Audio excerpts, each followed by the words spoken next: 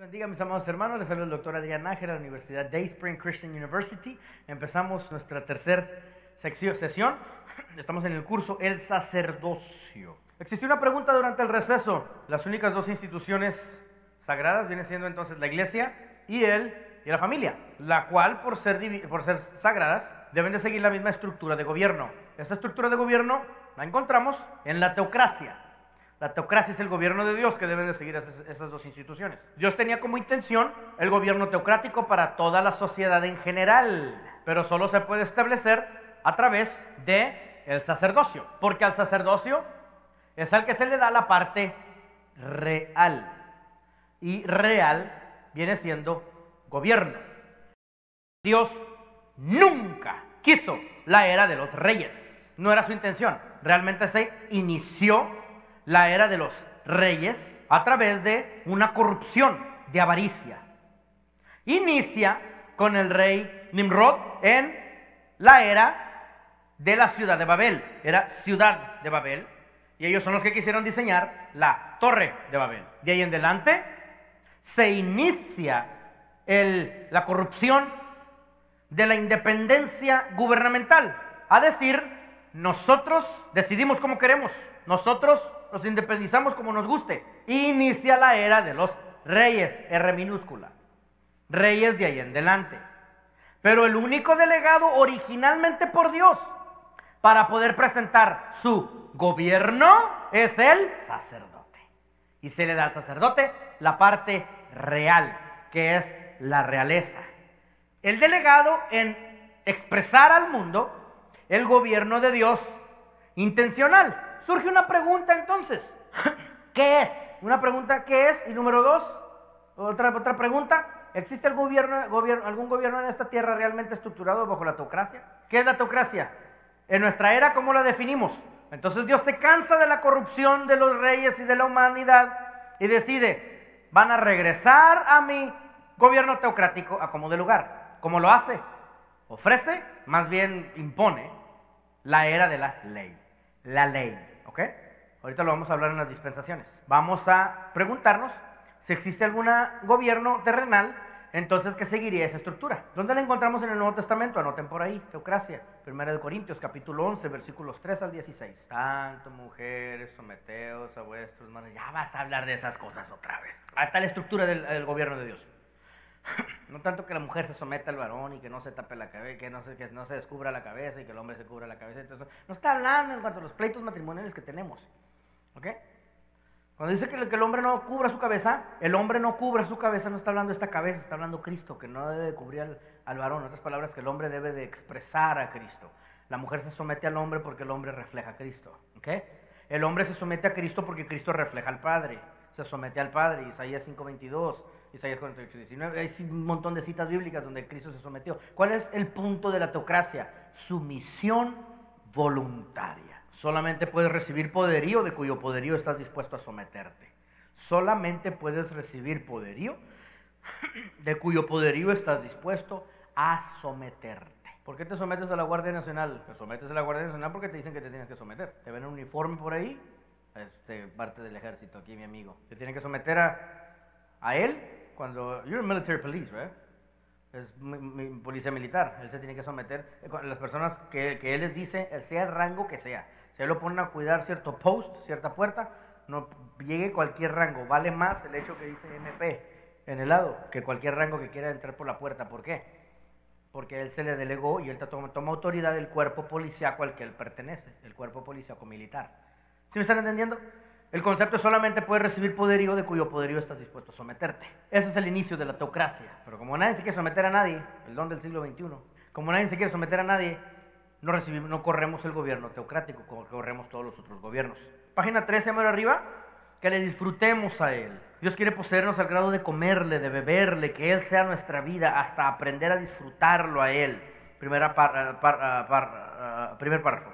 Segundo párrafo, el Señor dijo, yo soy el pan de vida, el que me come, él también vivirá por causa de mí. Cuando Cristo dice, yo soy el pan de vida, si tú pones un pan y lo pones en un almacén y lo dejas ahí horas, y luego días, y luego semanas, y luego meses, ¿qué le pasa a los elementos de ese pan? Se descomponen, se mueren. Entonces el pan no sirvió para lo que originalmente era. Entonces el pan debe de digerirse, comerse, entrar fresco. El ser humano puede vivir sin carros y sin aviones. El ser humano puede vivir sin lujos y sin ropa, pero no puedes vivir sin alimento. Entonces la alimentación del pan, cuando Jesucristo dice, yo soy el pan de vida, significa que solamente puede funcionar un pan cuando está siendo digerido. Eso está hablando en cuanto a la impartición de la palabra de Dios, evangelismo, evangelio, impartición. Él siendo el pan y al decir, yo soy el pan de vida, significa que Él está dispuesto a partirse a sí mismo, lo cual sucedió en la crucifixión, porque cuando el pan se parte, es porque se comparte, ¿verdad? ¿De qué sirve que estés partiendo el pan si solamente te lo vas a comer tú solo? Exactamente, yo soy el pan de vida. Y Cristo mismo se partió a sí mismo, dando significado. Ahora, cuando le dice a los discípulos en la última cena, el cual fue partido por vosotros, está diciendo, yo voy a partir el cuerpo para que ustedes lo compartan. ¿Estamos entendiendo que ahora ya que es el pan de vida? Número uno, primer concepto, el pan se muere si no se digiere. Así que tiene que mantenerse fresco. Una palabra fresca, una palabra compartida. Y si le dicen los discípulos, yo soy el pan de vida, el cual es partido por vosotros. Él está hablando que Él está dispuesto a partir su cuerpo, ¿ok? Pero ustedes hagan lo suyo, compártanlo. En la cultura judía el pan nunca se corta, porque el pan significa vida. O sea, nunca agarras una navaja y lo cortas. Es catastrófico si haces eso enfrente de un judío. Tiene que partirse el pan. Con las manos lo agarras, lo partes y ya se comparte, ¿ok? Simplemente cultura, nunca lo partes, significaría cortarle la vida a alguien más. Es como una maldición. Agarrar un pan y decir, este es tu pan, déjatelo rebano. Te estás diciendo, estoy cortándote la vida. Yo soy el pan de vida, el que come, él también vivirá por causa de mí. El que come, él también vivirá por causa de que está siendo alimentado con ese pan. El hecho que la alimentación le entró fresca. Los instrumentos, las instrucciones, acciones vienen hasta que Él esté actuando por medio de nosotros. Nosotros somos sarmientos de la vid. Un sarmiento viene siendo un pámpano. Mientras el pámpano esté conectado a la vid, hace su función. Lees ese párrafo después y te dice ese párrafo que nunca se te pidió como pámpano que te desplegaras y fueras a abrir ministerios. Lo único que se te está pidiendo como pámpano es estar pegado a la vid, porque solo de ahí te nutres. Asombroso cómo nos hemos disfrazado con todo tipo de acciones y business cards, pamphlets, folletos. Dios desea forjarse a nuestro interior, no cansar nuestro exterior. Seguimos adelante. El sacerdocio trae el reinado. El ministerio sacerdotal es el más destacado en la economía de Dios, pero activa la función del reinado. Más que profeta, era sacerdote. Y luego aquí nos da un ejemplo de David. David se puso el efod. ¿Por qué David, siendo rey, se viste de sacerdote? El rey necesitaba del sacerdocio para poner en vigencia su reinado. Van mano a mano. Es decir, es Dios el que establece gobierno. El hecho que existieron reyes, ya como dijimos, fue causado a través de una corrupción, de que el hombre quiso independizarse por sí mismo. Castigo por el hombre querer independizarse a sí mismo fue, les divido las lenguas, ¿verdad? Así que el hecho de que hablemos varios idiomas en sí es un castigo. En el momento que el ser humano se pone a buscar de Dios y se acerca a Dios y estás 2 horas, 3 horas de rodillas con la frente en el suelo, empiezas a hablar en lenguas. El hecho que empieces a hablar en lenguas es una demostración de decirle a Dios, yo no más división de idiomas. Yo me ajusto y de 500 idiomas me reduzco a solamente ser una lengua, un solo gobierno. Entonces, el estar en su presencia, el volver a reunirte, la reunión del mismo idioma, es demostración hacia Dios. Yo me ajusto a un solo gobierno, el tuyo. Página 14. Solamente la vida llena de Dios trae autoridad para poder reinar. Solamente la vida que está lleno de Dios traería esa autoridad. Imagínate intentar tomar autoridad. Okay, se va a escuchar medio grosero esto, pero imagínate intentar tratar tomar autoridad a través de que se nos sube a la cabeza y nos creemos la gran cosa por las funciones ministeriales que hemos andado haciendo. Dios diría, para empezar, ni te metí ahí, tú te metiste solo. Entonces, ¿dónde surgiría la autoridad?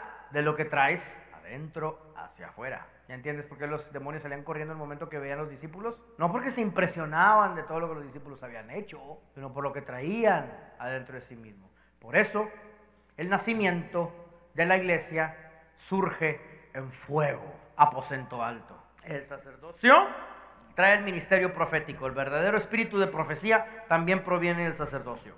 Ahora entendamos esto. Nos da ejemplos ahí. Elías, Eliseo, Jeremías, Ezequiel, Zacarías, Daniel, varios ejemplos. Aún los salmistas, último párrafo de página 14.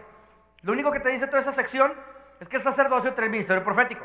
El punto que está haciendo aquí el autor es todos estos, sí, fueron profetas, pero fueron profetas después de el qué, después de el estar en su presencia, no de ir a la escuela de ministerio, no de haber estado en la universidad, no de ir a la escuela de profeta, sino fueron profetas después de haber estado en el lugar santísimo por ellos mismos.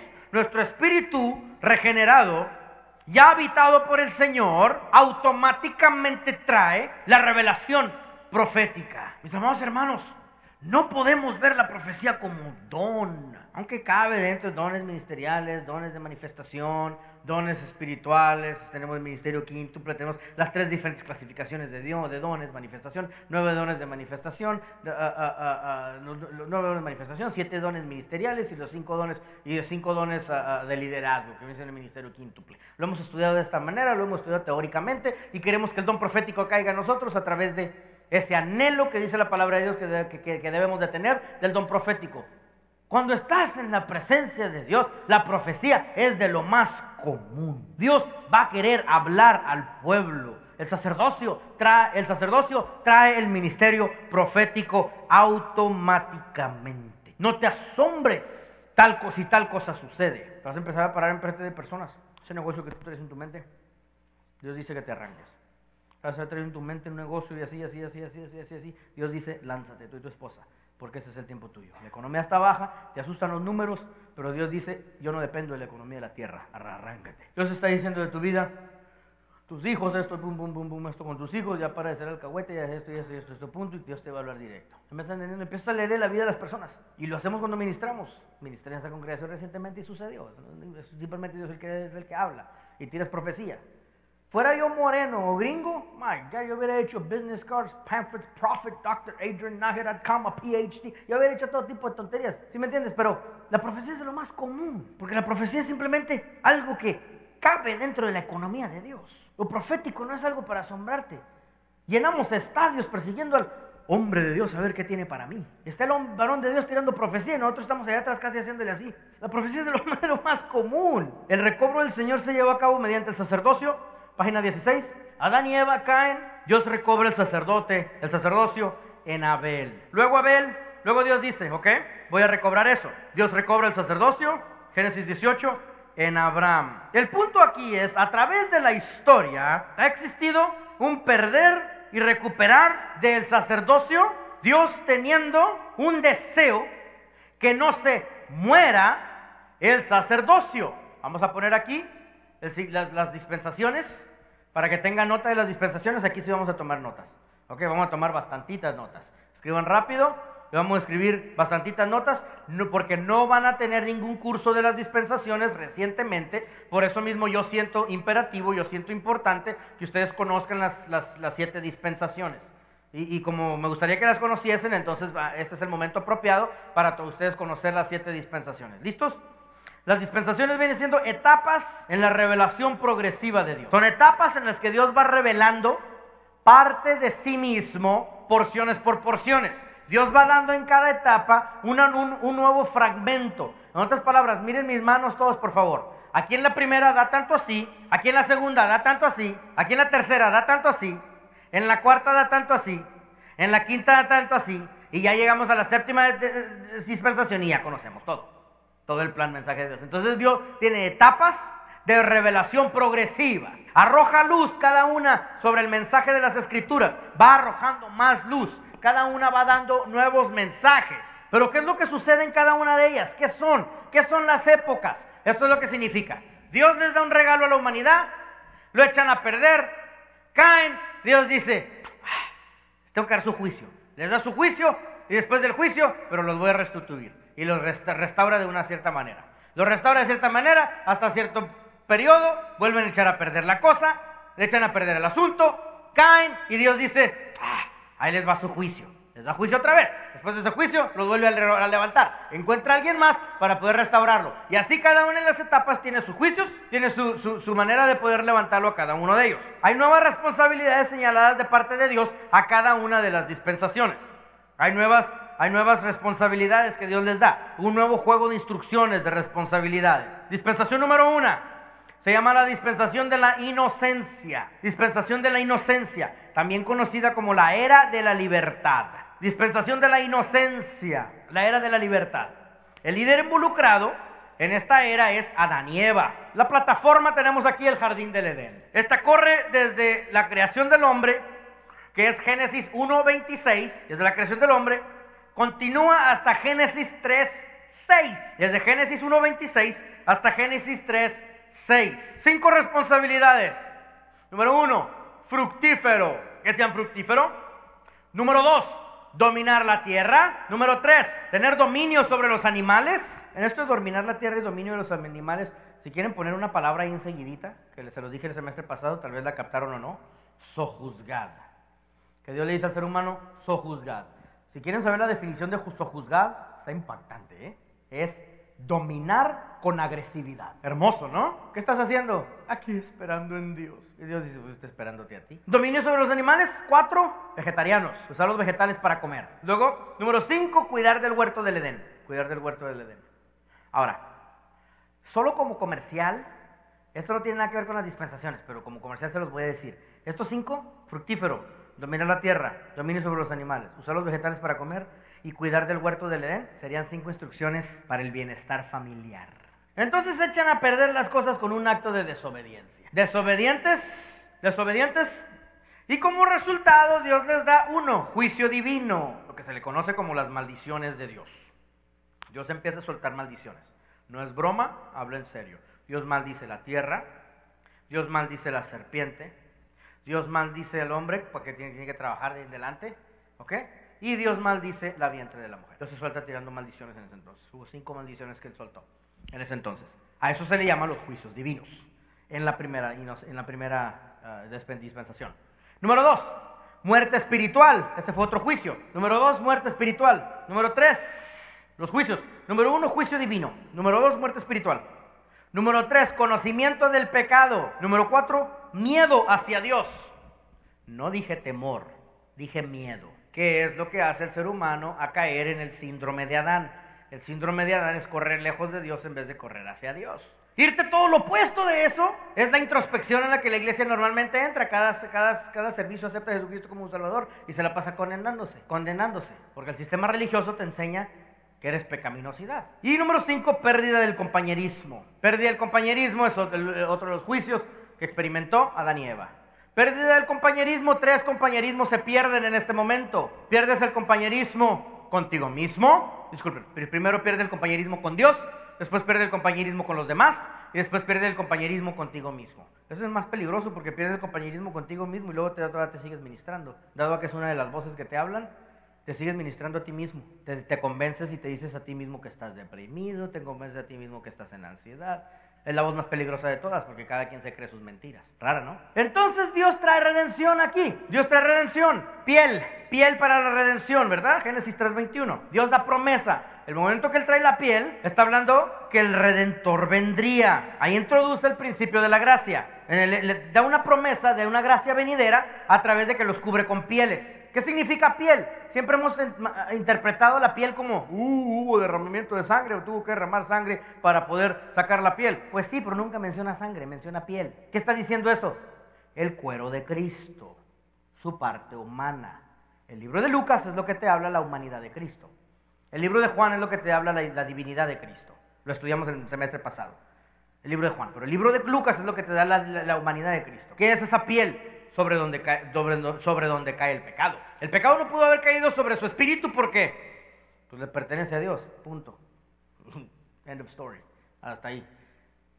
Y no pudo haber caído sobre su alma porque se hubiera ido al infierno. ¿El pecado cae sobre qué? Sobre su cuerpo. Pesado, ¿no? Imagínate todos los pecados de los Ortiz. Entonces Dios da pie la siguiente dispensación, que la siguiente dispensación se llama la dispensación de la conciencia. Segunda dispensación, dispensación de la conciencia. También se llama la era de la determinación humana. La era de la determinación humana. El mundo sigue terco en esta era. Se llama era de la determinación humana porque el humano quiere determinar qué puede hacer, qué quiere hacer, qué va a hacer por sí mismo, por sus pistolas, dicen ahí en el norte. ¿Está terco? Aquí en esta era asesinan y lo justifican ellos mismos. Aquí empieza desde Génesis 3:7. Bajo la conciencia el hombre continúa fallando tanto como lo ha hecho siempre, la conciencia para poder convencerse a sí mismo que está apropiado en lo que hace. Dios entonces trae un juicio más fuerte. Dice, ok, nada más vimos en la Biblia que Caín mata a Abel. Nada más vemos ese ejemplo, pero es una muestra para darnos a entender que sucedieron una serie de asesinatos y que Dios se está cansando. Entonces Dios dice, oh no, ya no voy a matar otra piel solo porque ustedes quieren hacer lo suyo. Ahora los elimino todos. Y trae a Noé y deja caer el diluvio como castigo. Trae a Noé entonces, así que vemos una nueva caída del hombre, pero de una manera más agresiva.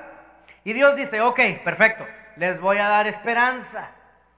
La familia de Noé trajo redención a través de Noé, lo cual da pie a la tercera dispensación. Dispensación del gobierno humano, que se le conoce como el pacto con Noé. La tercera dispensación es la dispensación del gobierno humano, lo cual es el pacto con Noé. Esta va desde Génesis 8:20 hasta Génesis 11:9. Génesis 8:20 hasta Génesis 11:9. Y aquí este pacto con Noé quiere decir que él promete que no habrá más destrucción por diluvio. Aquí les dice, ahora sí, coman carne todo lo que quieran. Y les da el mandamiento de multiplicarse. Continúa el dominio sobre los animales.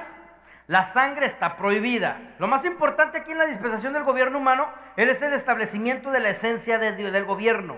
Que Dios quiere que entiendan estructura teocrática. ¿Qué sucede aquí? En esa expansión de ciudades, en ese fructificaos, en ese mandamiento de multiplicarse, también quieren hacer su propio gobierno. Aquí tenemos la ciudad de Babel, la torre de Babel.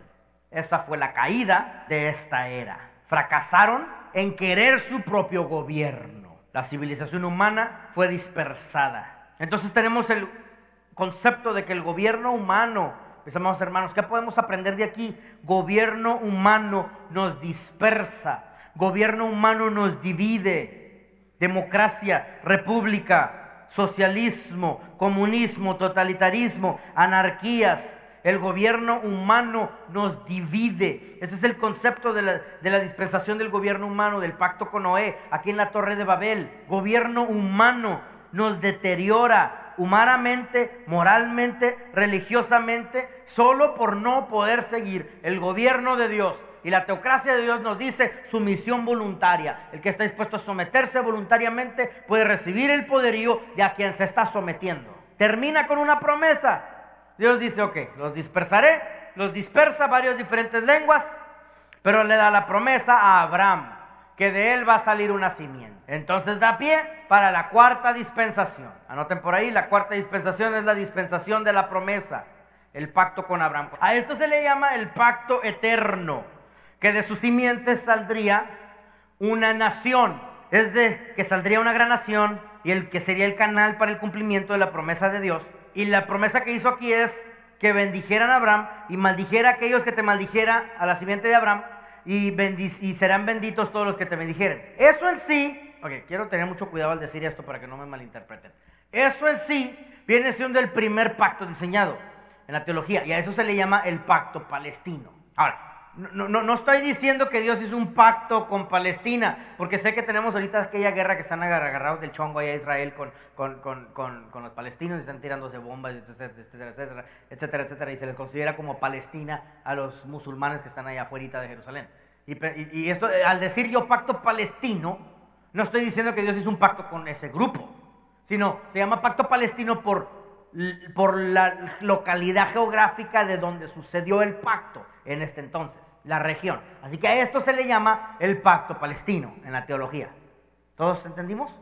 ¿Entendimos eso? Ok, se le llama el pacto palestino, pero por la localidad en donde sucedió. Este pacto en el que la simiente de Abraham será bendita entre todas las naciones, y el que te bendijere será bendito, y el que te maldijere será maldecido. Pues fracasan en esto. Empieza en Génesis 11:10 y se va hasta Éxodo 19:2.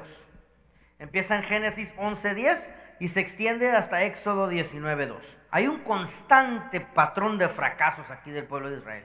Se demoran en ir a la tierra prometida. Abraham va y se mete con la mujer aquella, Agar, y es el padre de Ismael por falta de fe. Isaac fracasó viviendo tan cerca de Egipto como era posible. Jacob falló en no creer en la promesa. Israel le falta la fe y se la pasan. Hay constante murmuración. Le fallan a Dios en el hecho de que se quejan y se quejan y se quejan. Tienen deseo de regresar a Egipto. Entonces Dios les da juicios. Pérdida temporal de la tierra, número 1. Número 2, esclavitud de Egipto. Y Dios les dice, ya que los he castigado, ahora les voy a dar la solución. Y les trae a ellos la ley. Termina esta cuarta dispensación con Moisés recibiendo la ley. Y entramos a la quinta dispensación. Quinta dispensación, dispensación de la ley. A la ley también se le conoce como la Constitución, acta constitutiva, la Constitución, cual se viene encontrando en los primeros 5 libros de la Biblia, Pentateucos, o también en hebreo viene siendo el Tanaj, T-A-N-A-J, el Tanaj. El Tanaj viene siendo esos 5 primeros, el Torah viene siendo todos los rollos enteros, todo el Antiguo Testamento realmente, pero extendido, muy extendido. Sí. Entonces Tanaj viene siendo sus primeros 5 libros, Pentateucos, ¿sí? Pentateuco, ¿sí? Porque tiene muchas más cosas que las que nosotros tenemos. El libro de Abib, de Jalel, tiene libros que nosotros no tenemos, los cuales vienen siendo, en el Torah, sí, tenemos una explicación muy completa del marror que se debe de comer en la cena de la Pascua. Por ejemplo, tenemos las 7 fiestas de Israel, pero desglosadas de una manera mucho más amplia. El vino, la manzana, la miel, cómo usarla, todo eso es para la Pascua. A nosotros se nos dice, celebraréis la Pascua una vez al año, en el mes sexto, y pum, celebraréis la Pascua, y es todo lo que se nos dice. A nosotros se nos da, al gentil, en la Biblia traducida para nosotros que utilizamos, se nos da un resumen muy breve, pero en este Tanaj y en el Torah que está hablando aquí Saucedo, tiene una explicación mucha más amplia de las 7 fiestas y cómo se llevan a cabo los ceremoniales. El día de silicio, cómo deben de estar en lamento ese día, de qué hora a qué hora lo van a hacer. Tiene mucha más larga explicación cada una de las fiestas. Tiene una amplitud muy, muy amplia. Y el Tanaj salió recientemente en español, por el que lo quiera adquirir. Después los mando a la tienda judía para que ustedes vayan por ustedes mismos y se diviertan. T-A-N-A-J, Tanaj, son los primeros 5 libros, los cuales vienen siendo la Constitución. ¿Ok? Hay 3 principales divisiones a la ley. Número 1, mandamientos. Número 2, juicios. Y número 3, ordenanzas. 3 principales divisiones. Número 1, los mandamientos, los mandamientos vienen siendo la voluntad expresada de Dios. Pensamos que son 10 mandamientos porque es lo que se nos enseñó en la escuela dominical, pero realmente fueron 613. En forma de una pelotita, de un nudo abajo de la túnica sacerdotal. En el efod tienes una campanita y luego tienes la pelotita, el nudo ese. Así como un tipo borla, así chiquito como de graduación, tipo borla, un nudo con unos pelitos que corren ahí. Y luego una campanita y luego otro nudo. Y luego una campanita y luego otro nudo. Tiene 613 diferentes nudos alrededor, dando un simbolismo de la ley. Ahora, emocionalistamente, porque nos gustan las películas de acción, solamente conocemos a las campanitas como le cayó mal a Dios el ofertor y tiró el zapotazo y lo jalamos para afuera. Es lo único que conocemos de las campanas, pero las campanas realmente tienen 2 otros significados.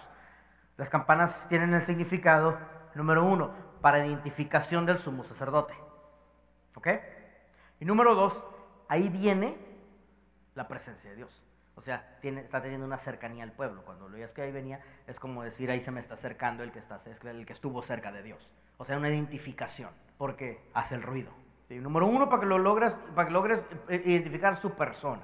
¿Cuál de entre todos los sacerdotes? Había otros sacerdotes, pero esos se quedaban afuera orando, mientras el sumo sacerdote estaba adentro. Estos otros no traían el vino fino, estos otros no traían las campanas. El que entraba al lugar santísimo. Todos los demás no podían entrar. Se quedaban afuera orando. Orando en intercesión por el pueblo y orando por el mismo propósito por el cual había entrado el sumo sacerdote. Una campanita. Little bells, una campanita que entraba adentro. Y estaba un nudo.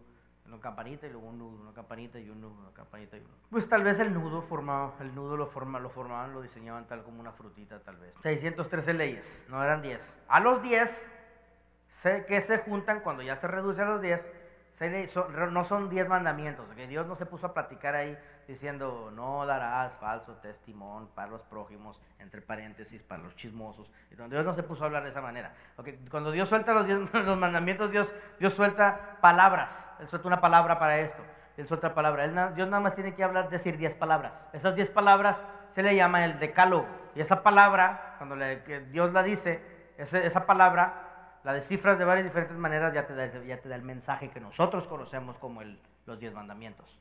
Pero ese decálogo realmente son 10 palabras divinas. Es una palabra que Él dijo. Y Él nada más tuvo que decir una palabra, es todo. Y ya de ahí se descifra todo lo demás, el mensaje entero. Ok, esas 10 palabras se le llama como el decálogo. 10 decálogo, 10 palabras divinas. Entonces, las 3 principales divisiones de la ley vienen siendo número mandamientos, que es la voluntad expresada de Dios, Éxodo 20, 1 al 26. Los juicios, que es la vida social y la vida civil de Israel. Y número 3, las ordenanzas. Las ordenanzas vienen siendo la vida religiosa de Israel. El gobierno en esta dispensación viene siendo la teocracia. La segunda viene siendo los juicios, que es la vida social y civil de Israel, que se encuentra en Éxodo 21:1 y 24:11. A eso se le llaman los juicios. Y número 3, las ordenanzas. Las ordenanzas vienen siendo la vida religiosa de Israel. ¿Qué es eso? Que Dios les dice, ustedes están causando muchos problemas. Tengo que darles algo con qué entretenerse. ¿Alguien en Israel discutiría eso conmigo? Hasta el final. Que es que no fue así, pero eso fue así como sucedió. Dios no quería que estuvieran haciendo nada, así que les diseña 7 fiestas para que se entretengan todo el año. Y no son fiestas como, no, la piñata de la niña y la boda y la quinceañera y la víbora de la mar. No. Mi amada hermana cultura latinoamericana, no estamos hablando de fiestas así. Son 7 ceremoniales que Dios les da a ellos para poder celebrar a Jehová, tener cercanía a Jehová. Y cada una de ellas tiene su simbolismo apuntando hacia Cristo. Esas fiestas, estas ordenanzas, esas 3 secciones en esta dispensación se resumen en una sola palabra: teocracia. Bajo la ley hubo un fracaso, fracasaron en seguir la ley. Ahora quiero volver a decir qué es lo que significa la ley. Todo el semestre pasado lo dije y quiero volver a decirlo. La ley es la máquina diagnosticadora que te identifica el problema. La ley es la máquina que te permite poder ver cuál es la enfermedad. Pero la máquina identificadora que te identifica la enfermedad nunca te va a dar la píldora de la medicina. Para eso se necesita, encima de la máquina diagnosticadora, la pastilla. Esa es la gracia. Por eso sistemas religiosos, ultra religiosos, tienden a establecerse bajo solo leyes, pensando que pueden resolver el mundo en leyes, y lo único que hacen es que cuando la persona no logra cumplir con la ley que se le está dictando, cae en una vergüenza todavía más profunda. Sistemas religiosos, ultra religiosos, eso es lo que causan. Causan una vergüenza en la persona, que caiga todavía no puede alcanzar la normatividad que se le está fijando. Bueno, fracasa la ley en una sola palabra, muy grande para Dios: idolatría. Fracasan primordialmente en eso, fracasan en la idolatría.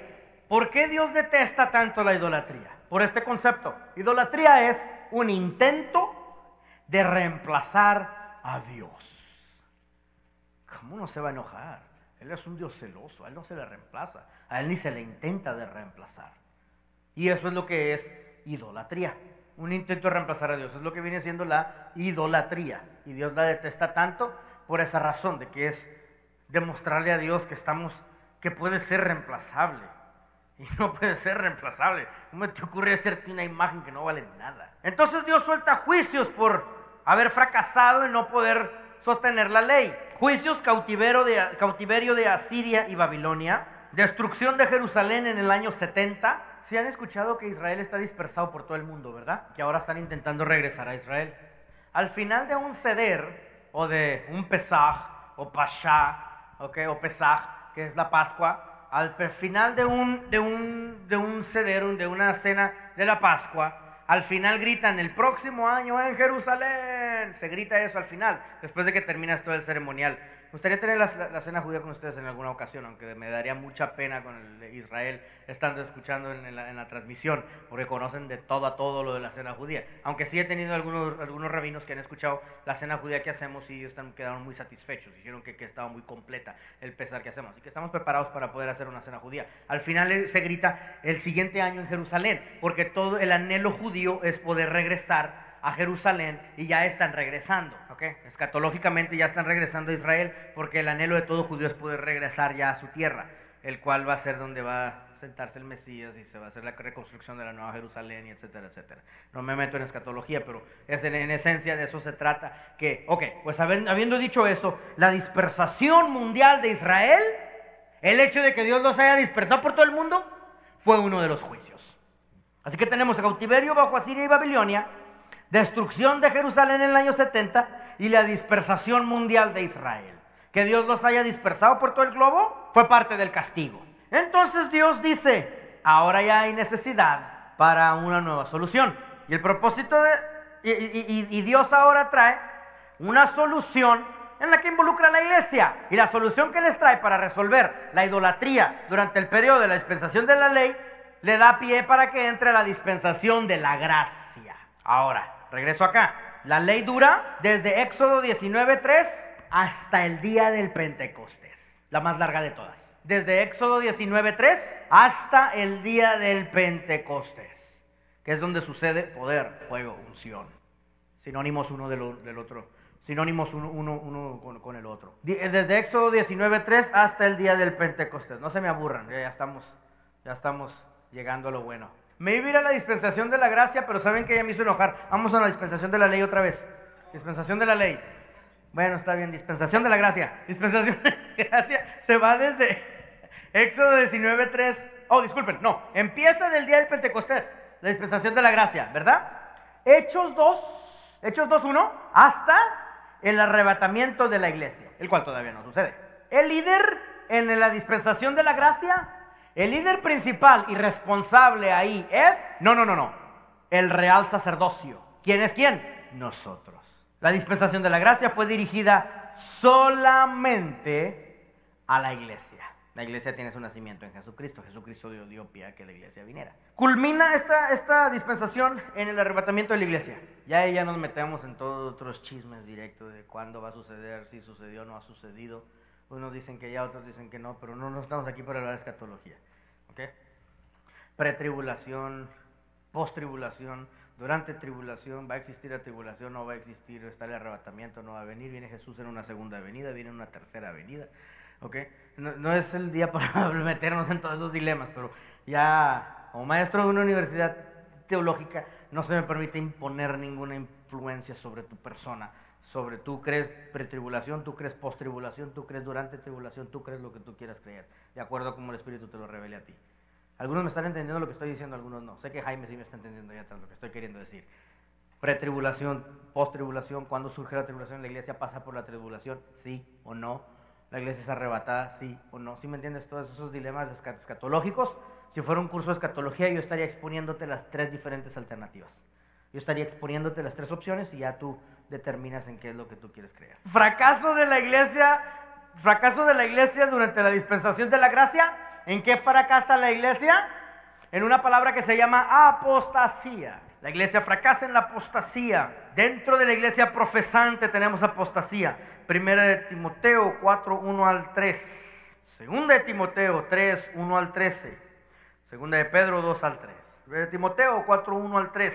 Capítulo 4, versículos 1 al 3. Segunda de Timoteo capítulo 3, versículo 1 al 13. Y segunda de Pedro, capítulo 2, versículo 3. Apostasía dentro de la iglesia es el fracaso evidente. Y desafortunadamente esta apostasía está teniendo una aceptación universal dentro de la iglesia. ¿Qué es apostasía entonces? Negación de la fe. Primera de Timoteo capítulo 4 versículo 1 al 3, segunda de Timoteo capítulo 3 versículo 1 al 13 y segunda de Pedro capítulo 2 versículo 3. Tenemos una gracia, tenemos la ley anterior, pero hay citas bíblicas que nos protegen dentro de la gracia para que las altas normas de la gracia se eleven en esta dispensación por sobre encima de todas las reglas anteriores. El problema es que no se lo puedes demostrar al judaísmo, porque para empezar el judaísmo no va a creer en tu Nuevo Testamento, y ahí es donde se encuentran las citas que protegen que tu gracia está sobre encima de su ley. ¿Quieren las citas? Que te protegen a ti en que tu gracia está sobre encima de su ley. ¿Sí me están entendiendo lo que quiero decir, verdad? O sea, aquí tú le dirías, mira, aquí dice que mi gracia está mejor que tu ley por pum, pum, pum, pum, pum. Y aquí dice que, pero para empezar, no va a creer él en tu Nuevo Testamento. Juan capítulo 13, versículos 34 al 35. Romanos 12, 1 y 2. Romanos 12, capítulo 12, versículo 1 y 2. Filipenses 2, 5. Colosenses, hay dos citas en Colosenses. Capítulo 1, versículos 10 al 14. Y capítulo 3, versículo 1, 3, 1. Y la última cita, primera de Tesalonicenses 5:23. En el momento del arrebatamiento es cuando la iglesia será juzgada por su actuación en ese periodo, cuando Cristo venga a establecer su reino. Mateo 24, 1 al 26. Ahí es donde la iglesia será responsable, juzgada por su actuación. Ahora, el punto aquí que vimos durante estas dispensaciones, el punto es este. Se dieron cuenta que Dios nunca dejó caer el sacerdocio. Se dieron cuenta que Dios nunca dejó caer el sacerdocio. Y también se dieron cuenta que nunca pidió funciones ministeriales de nosotros, más que buscar de su presencia. Mateo 24, 1 al 26. Y también Apocalipsis 6, 19. Y la iglesia va a ser juzgada en 2 Corintios 5, 10 al 11. La iglesia va a ser juzgada en 2 Corintios capítulo 5, versículo 10 al 11. Y la dispensación de la gracia termina con el arrebatamiento de la iglesia, lo cual se le llama como la esperanza del creyente al arrebatamiento. Quítense de su terminología, de su vocablo, de su léxico, quítense la palabra rapto, ¿ok? No hay tal cosa como rapto.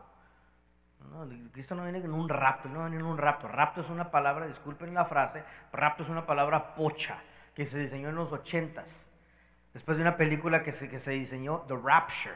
Y como Rapture nadie quisiera buscar en el diccionario cómo se traducía Rapture, le pusieron rapto. Pero rapto significa ladrón y Jesús no vino a robarse nada. Ok, entonces rapto no es apropiado. Quítense de su vocablo esa palabra, es el arrebatamiento de la iglesia. Y la séptima dispensación, después de la dispensación de la gracia, es la dispensación del reino. Y ahí no te puedo decir mucho porque nunca he estado ahí. La dispensación del reino, que es la última dispensación. Calles de oro, mar de cristal. Les he dado suficiente base para poder entender en lo espiritual qué significa eso, para que entendamos de qué significa este curso sacerdocio.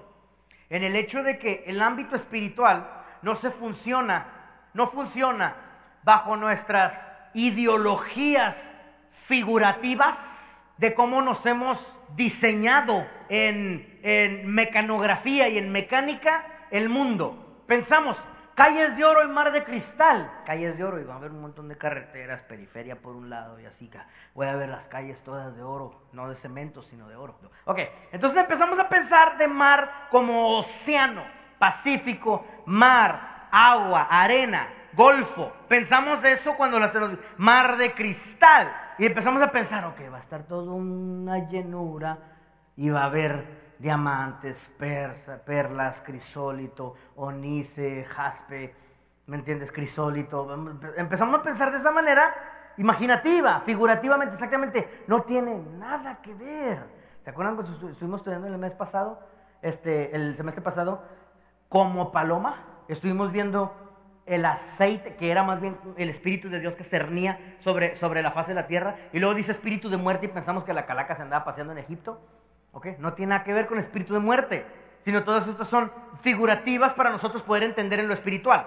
habiendo dicho eso, alguien contésteme, ¿qué es calles de oro y qué es mar de cristal? Si el oro es la gloria de Dios, ahora piensen calles de oro. La gloria de Dios cubriendo todo el ambiente, porque tampoco puede haber tierra o localidad donde pises, porque no es como estamos pensando aquí. La zona, el ambiente, sí, gracias, exactamente. Sí, la gloria de Dios, cuando dice calles de oro, ya estamos hablando entonces que vas a entrar a un lugar y vas a decir, you are everywhere, como una nube, estás en todos lados.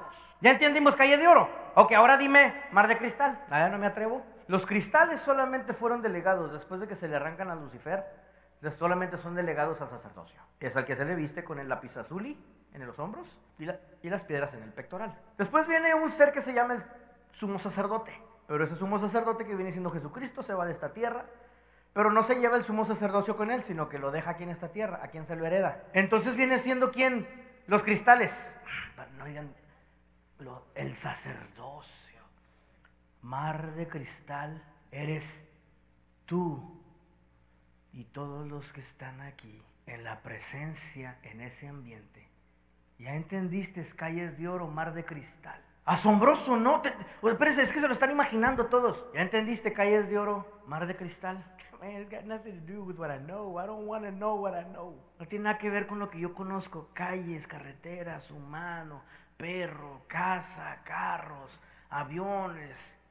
Vas a ver algo de lo cual vas a decir, ¿por qué no me morí antes? Imagínate si se nos diera una prevista, si se nos diera un preview, imagínate si se nos diera un sinopsis. Si están todos conmigo viendo la escena de calles de oro, oro, su gloria. Lo último con lo que tiene que ver ese oro es la solidez del oro. Oro es su gloria. Entonces es más ese oro entonces es más una nube. Ahora, digo nube porque humanamente tengo que decir alguna palabra para hacer un intento en describirlo. Digo nube porque pues es lo que yo conozco como algo que está por todos lados. Pero pienso que si fuéramos alguno de nosotros ahí, nos llevara y regresáramos, no va a haber palabras para poder describirlo. No hay, porque nosotros lo vamos a querer identificar con lo que conocemos. La materialización. Con eso que quisiéramos identificarlo. Asombroso. Pero quiero que repitas eso una vez más para que se quede grabado aquí. Okay, dímelo. Por eso Pablo lo dijo. Pablo dijo, cosas que ojo no vio, ni oído oyó, ni han subido en pensamiento de hombre, son las que Dios ha preparado para los que le aman. Por lo tanto, dice, se me dio un aguijón para que no me jacte de las cosas que he visto, porque él sí lo miró. Ajá. Nos habla también de la gloria de Dios. Dice que a Pedro, Juan y Jacob vieron la gloria de Dios. Dice que la vestidura de Jesucristo. Oye, espérate, muy buen punto, porque ahora ya nos hace sentido cómo que viste la gloria de Dios. Bueno, ¿sí me está entendiendo? O sea, ya nos contesta esa pregunta. ¿Cómo puede ver la gloria de Dios?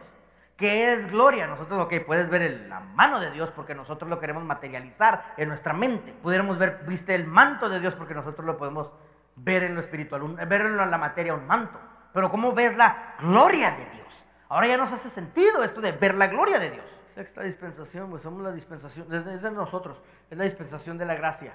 Sí. Luego de ahí se brinca a la séptima dispensación, que es la dispensación del reino. Comienza con la segunda venida de Cristo, Mateo 24, hasta Apocalipsis 19. Mateo 24, capítulo 24, nada más dice capítulo 24. Mateo 24 hasta Apocalipsis 19. Amén. Dios me los bendiga, mis amados hermanos. Les saluda el doctor Adrián Nájera, Universidad Dayspring Christian University. Vamos a tomar un receso. Regresamos después de una hora, después de este receso largo de comida. Espero se estén gozando con el curso del sacerdocio. Regresamos para poder continuar con nuestra materia. Dios me los bendiga. Comuníquense con nosotros al 469-628-9291 o conectándose a www.dayspringchristianuniversity.com. Dios me los bendiga.